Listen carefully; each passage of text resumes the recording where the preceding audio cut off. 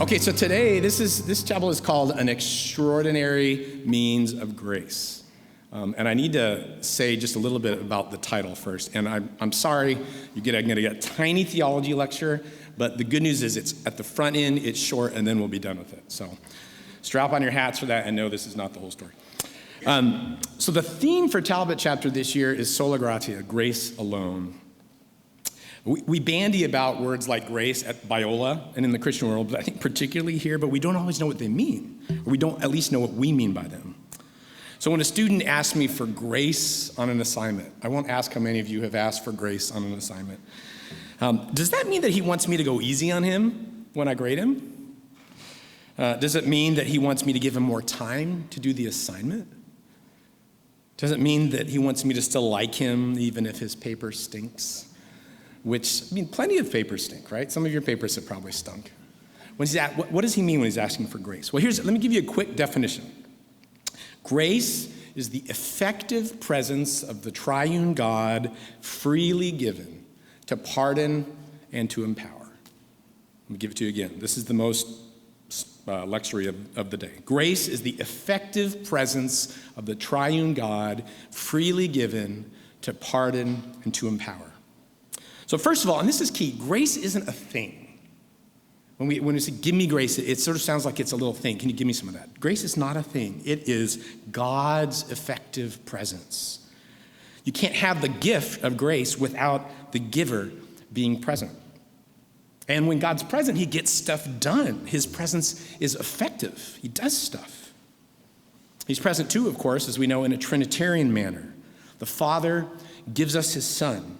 And as we come to trust him by the Spirit's power, that same Spirit unites us to Christ in such a way that our relationship to the Father matches the Son's. Isn't that incredible? Grace is also freely given in a couple senses. First of all, God doesn't have to give it. He just doesn't owe it to us like an employer owes a paycheck. He gives it to us like a parent gives their kid a Christmas present. Plus, we're sinners. So he really doesn't owe it to us. And so grace is given first to pardon us. We need so badly to be forgiven, to be let off the hook, to be released from the massive debt of your sins.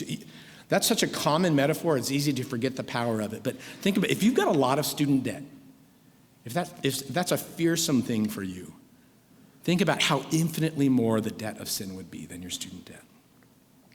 And grace is given to empower. It's not like pardoned sinners are inherently, suddenly self-sufficient.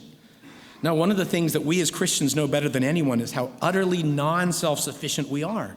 We need help. And not just the give me a hand, help me out a little bit with this kind of help, but the my car is out of gas, and if someone doesn't come along with some gas, I'm not going anywhere kind of help. Now, my title is An Extraordinary Means of Grace. So what are the means of grace? What's a means of grace? The means of grace are the channels or the instruments or the ways in and by which God gives us grace. Think of them like riverbeds. Imagine a riverbed in your mind, down which the river of God's gracious presence flows to us. In a sermon on the means of grace, it's called The Means of Grace, John Wesley insists that, quote, according to the decision of Holy Writ, all who desire the grace of God are to wait for it in the means which he hath ordained, in using, not in laying them aside. So these means in Wesley's mind are the usual and ordinary channels of grace. That's how God's grace gets to us. God could, of course, and sometimes he does, use unusual or extraordinary means to give himself to his people. He can give his grace anywhere, anyhow, to anyone and in any way he wants. He's God. He gives freely, and he's the Lord even in the giving of his grace.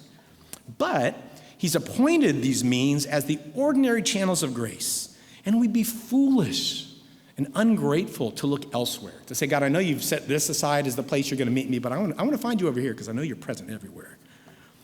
Wesley mentions prayer, the Bible, and the Lord's Supper among these ordinary channels of grace.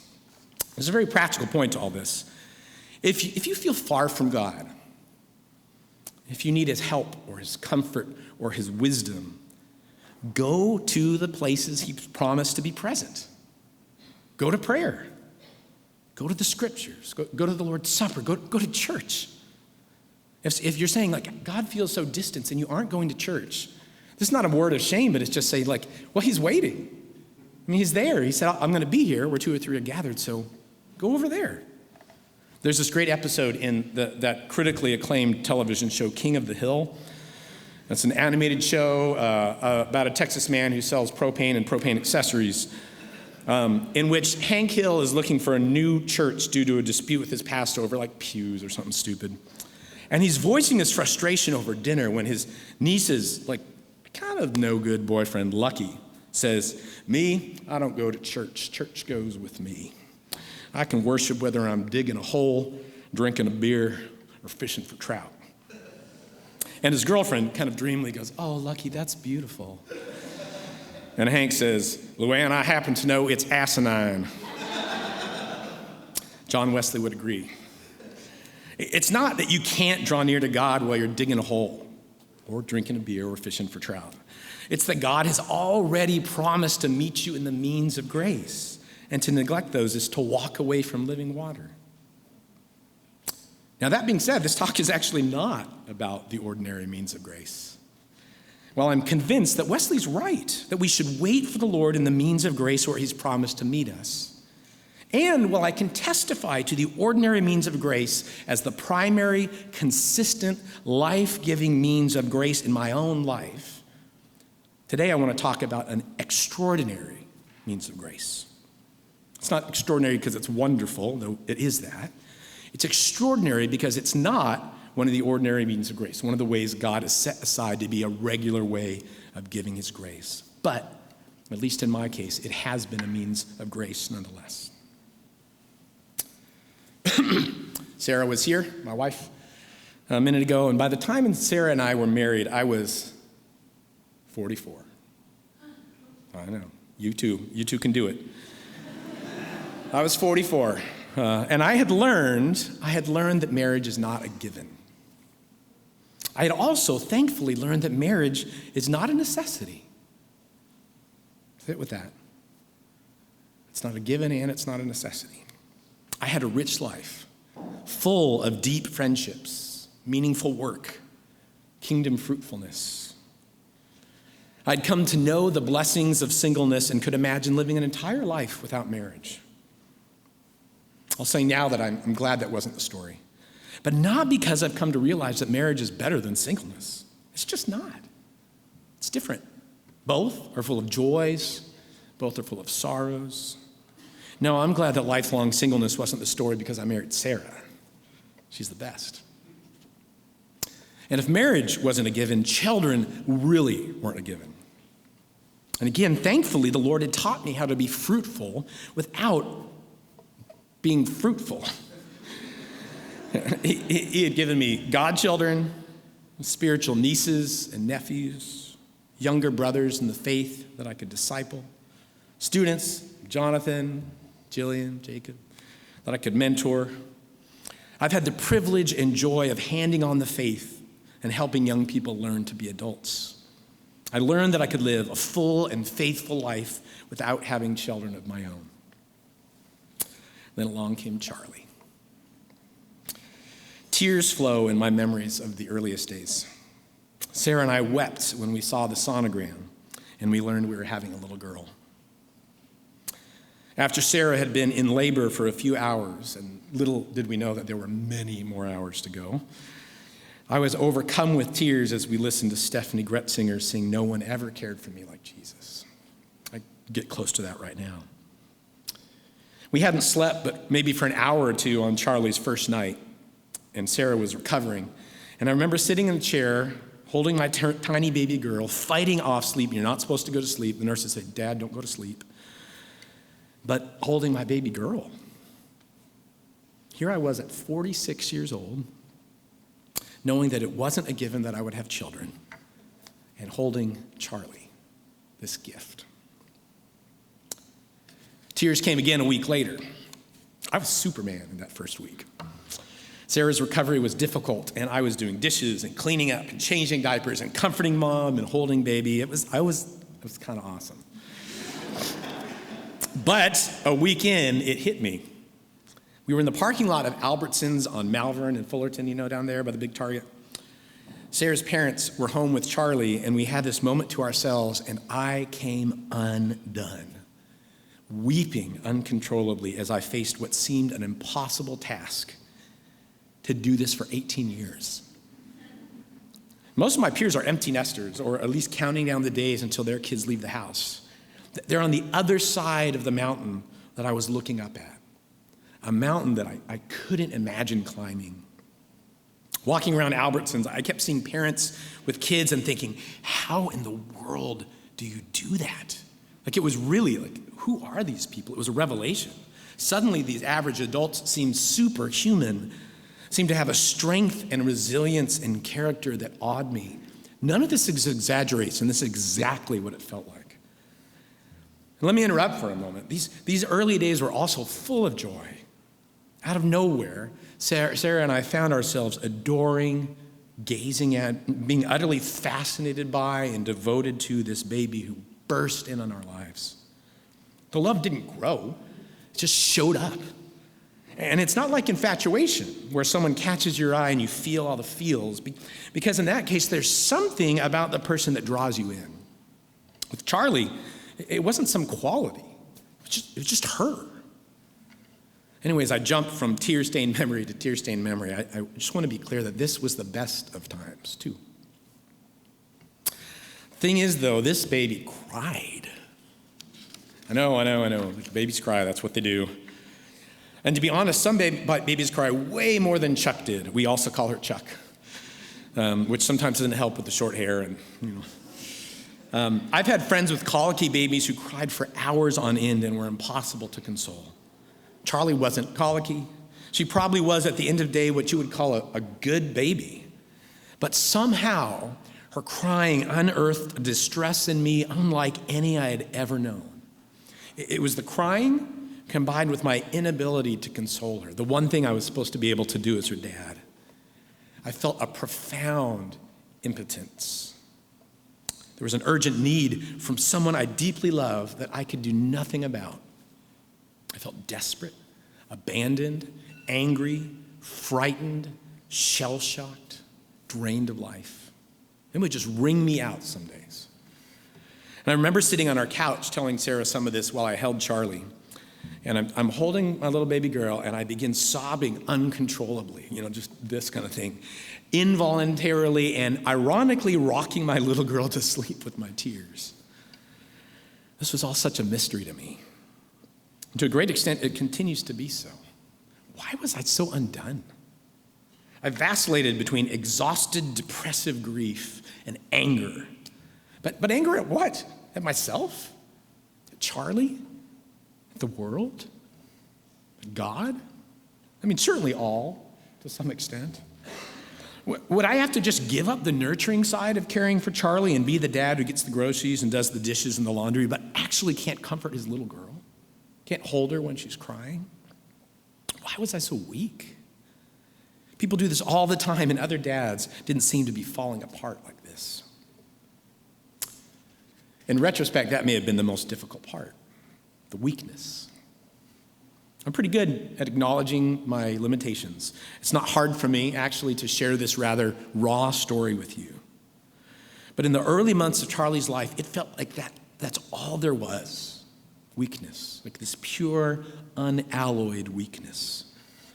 One night, Sarah and I were playing Monopoly Deal. The early months were exhausting, and most nights about all we could muster after putting Charlie down was a round Monopoly Deal and a TV show. It had been a hard day for me. I was discouraged, on edge, and to top it off, of course, Sarah was destroying me at Monopoly Deal. Even worse, I could tell she felt bad about it. Don't pity me, I pleaded. And later in the game, the worst thing you can do is pity me. Don't pity me. She was at a loss. I can't do anything right, she said. Here was my dear wife trying to support her fragile husband, and nothing seemed to help. And we sat there in the sort of silence and awkwardness of this sort of little conflict that had kind of burst open. And we tried to make sense of what was going on. And at one point I said, I'm just tired of you seeing me weak. Sarah's the most gentle, loving, confidence-building human gaze in my life. And yet even so, I'd gotten to the point where I couldn't endure being seen by her. I was ashamed of my weakness. It embarrassed and perplexed, and it even suffocated me. But I didn't know what to do about it. And here's Sarah seeing it all day in, day out. And this loving, concerned gaze in which I saw my weakness reflected back to me only exacerbated my shame. I just couldn't bear it. So far, I know this does not sound like a talk around the lines of grace alone, but stick with me.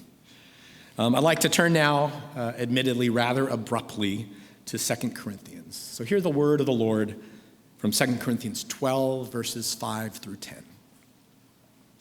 Paul writes, "On my own behalf, I won't boast except of my weaknesses. Though if I should wish to boast, I would not be a fool, for I would be speaking the truth. But I refrain from it, so that no one may think more of me than he sees in me or hears from me. So to keep me from becoming conceited because of the surpassing greatness of the revelations, a thorn was given me in the flesh, a messenger of Satan to harass me, to keep me from becoming conceited. 3 times I pleaded with the Lord about this, that it should leave me. But he said to me, 'My grace is sufficient for you, for my power is made perfect in weakness. Therefore I will boast all the more gladly of my weaknesses, so that the power of Christ may rest upon me. For the sake of Christ, then, I'm content with weaknesses, insults, hardships, persecutions, and calamities. For when I'm weak, then I'm strong.'" Now, this is, for many of us, a familiar passage. It's also pretty weird. Paul just told the Corinthians about a powerful, almost unspeakable spiritual experience he had had 14 years later. And he creates a bit of distance, telling them that this happened to this guy I know a man, you know. And while he'd be crazy not to be grateful for such an experience, he doesn't commend himself as an apostle on the basis of it. After all, it'd make no sense for an apostle of the humble and crucified Lord to advertise himself based on his impressive spiritual credentials. It'd be kind of pitiful, right? The God and Father of our Lord Jesus Christ chose, as Paul writes elsewhere, what is weak in the world to shame the strong, so that no human being might boast in the presence of God. Perhaps God knew that Paul would be tempted to appeal to his lofty credentials. I know I would. I mean, I totally would. Because Paul tells us that, quote, "A thorn was given me in the flesh, a messenger of Satan to harass me, to keep me from being conceited." Now, the identification of this thorn is one of the most perplexing and contested questions in the Bible. I had fun running around commentaries. My goodness, it's contested.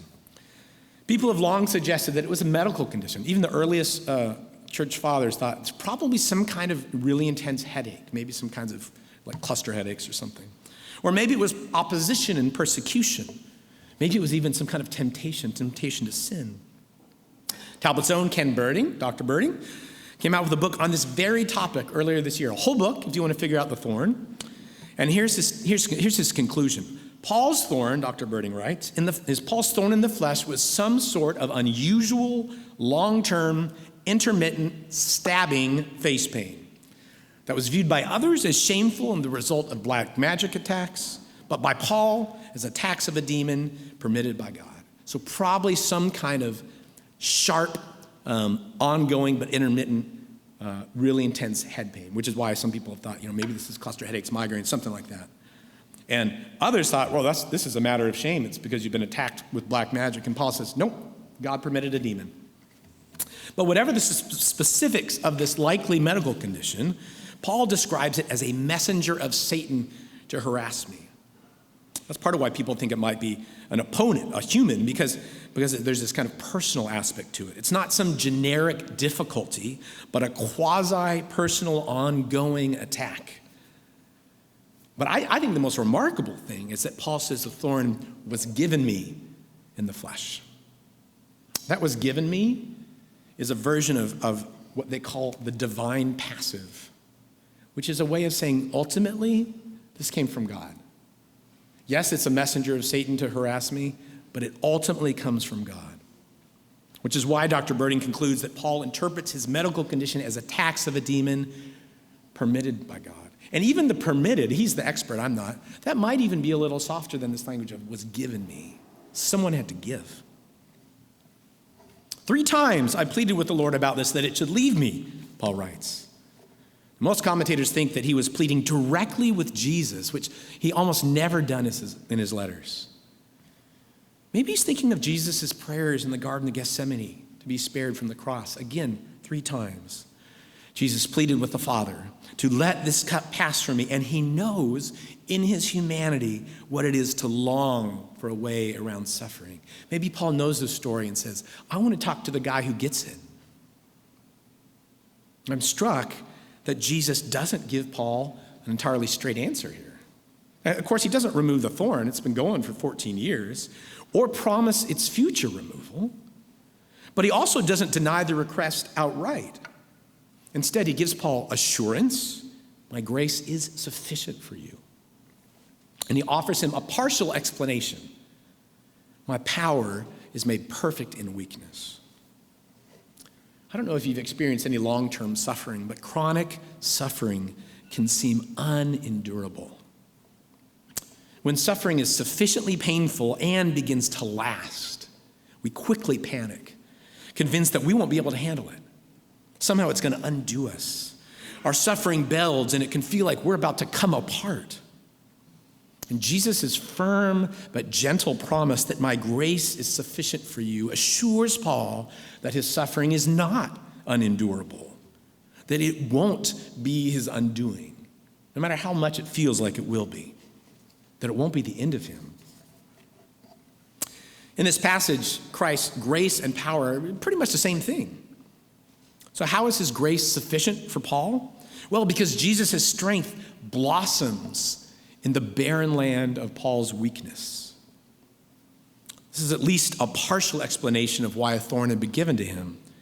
Recall that earlier Paul had said it was to keep me from being conceited, but would that necessarily follow?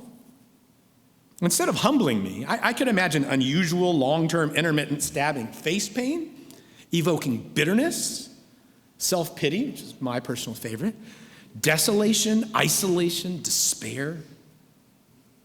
It's important that we don't romanticize suffering. And important, too, that we don't naively assume that suffering has some sort of automatically sanctifying effect whereby you just go through it and boom, you're holy. Jesus' point is not that Paul's thorn is good in itself. No, his point is that the thorn and weakness more broadly is a perfect place for strength to make a home. Weakness, by its very nature, cries out for help. And so it's a welcome harbor into which strength can sail and lay anchor. And it's especially well suited to lay bare our constant, comprehensive poverty. We are needy. Not in the sense of being emotionally clingy, but in the sense that we need God's gifts for our very existence, day after day, moment after moment. Of course, we hide this fact from ourselves and others, but weakness shines a light on it. So, I will boast all the more gladly of my weaknesses, Paul resolves, so that the power of Christ may rest upon me. The word translated, may rest upon me, only occurs here in the New Testament. But the root verb shows up elsewhere, like in John 1:14. The Word became flesh and dwelt among us. Revelation 21:3, behold, the dwelling place of God is with man. He will dwell with them. This is the whole goal of creation, that God and humanity would dwell together. And Paul's saying there's an analogy, probably even more than an analogy, between Christ's power resting on me in my weakness and the incarnate Word dwelling with us, or God making his home with his people. In our weakness, Jesus doesn't just give us a power-up or some disgusting tasting spiritual Red Bull. It is gross. Actually, I have not tasted it because it sounds gross. It's not a power-up. His his own power, Jesus' own power rests on us, making its home in us. And remember, the gift is never given apart from the giver.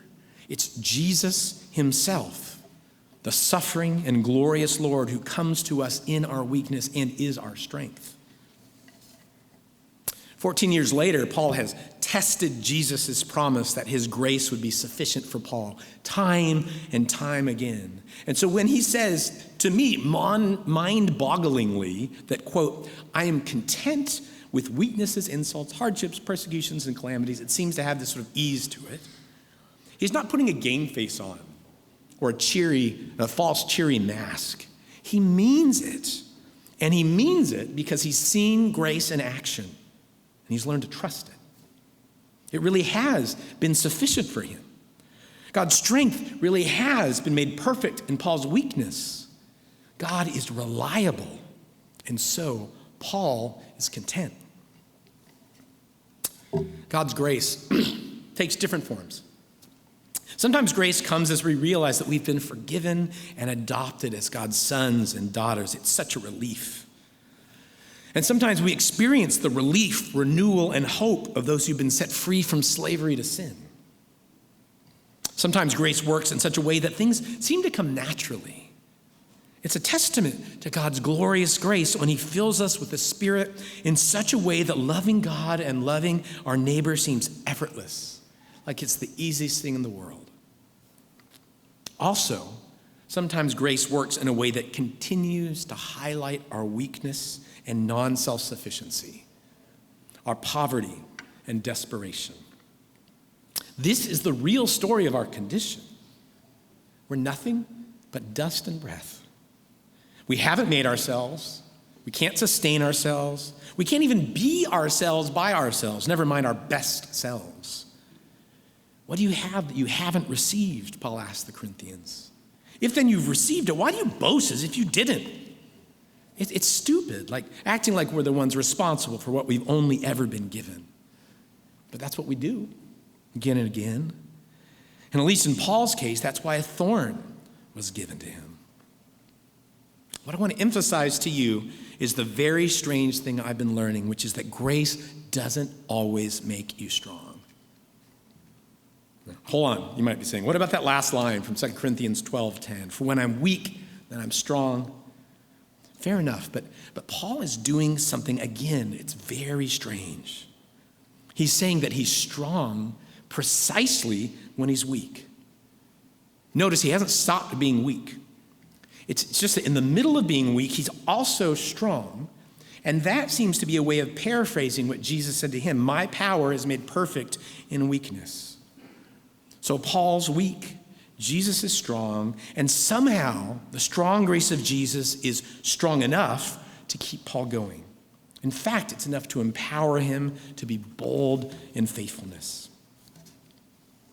Here's the thing about grace. I love it, but I would really, really, really like to stop needing it. What I want is to get a big, fat, miraculous infusion of grace that makes it so I won't be weak anymore.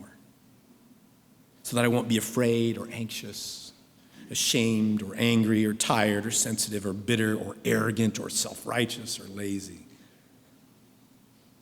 And it's not like God doesn't continue to conform us to the image of his Son. He does. That's just a talk for another day. Somehow, though, even as I grow in grace, I'm more aware than ever that I need his help.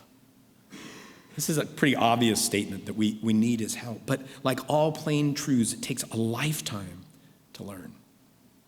I realized this when I had a student who you could tell he wanted to follow Jesus, but he also kind of wanted to party and date, hot girls and stuff like that. And he was coming to me to talk it through. And finally I realized, and I said to him, you need to pray every day and ask God to change your heart. And that's what I need to do. I need every day to ask God to change my heart. I need to do that more than think things through or try harder or learn new techniques or even become a better person. I need to ask God for help. And that's the lesson of the thorn. That those who follow Jesus are and will be abidingly weak. That in his wise providence, he sees fit to allow our weakness to persist so that in addition to our recreation in coming to Christ, We need to be renewed and helped and strengthened and graced by the Spirit, moment by moment, day by day, for the rest of our lives. Charlie has been and continues to be an extraordinary means of grace to me, exposing my weakness so that Christ's strength could dwell in me. I don't know how many times I prayed over and over, give me the grace to be a father. He's answered that prayer. And some days I feel even strong, competent, and confident. But inevitably and soon, I fall face first into my weakness again, needing forgiveness in my impatience, help in my incompetence, comfort in my sadness, and wisdom in my folly. And then again, his strength is made perfect in my weakness. Discover who you're called to be at Biola University, a leading Christ-centered university in Los Angeles, with programs on campus and online. Subscribe for more of our videos and learn more at biola.edu.